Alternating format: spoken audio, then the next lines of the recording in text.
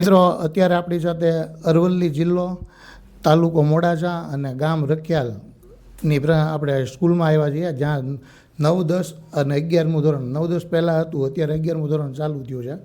તો આ સ્કૂલની અંદર આપણે હવે નવી બેન્ચીસની જરૂર છે. તો સાહેબની સાથે આપણે વાત કરીએ કેવી જરૂરિયાત છે, શું છે સાહેબ. આ શાળા 1983 શરૂ થયેલી છે. પહેલાં 9, 10 ચાલતું હતું. આ વર્ષે અમે 11મું ધોરણ શરૂ કર્યું.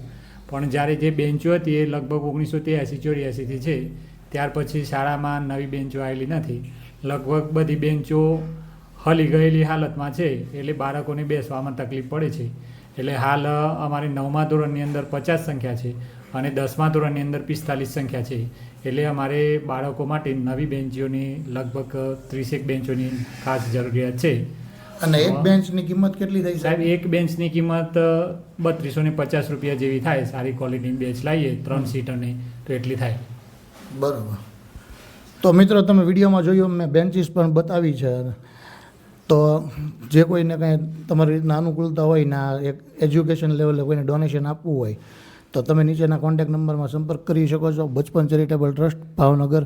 અને આ વિડીયોને વધારે વધારે શેર કરો, ફોલો કરો, લાઇક કરો અને કોમેન્ટ કરો. Thank you.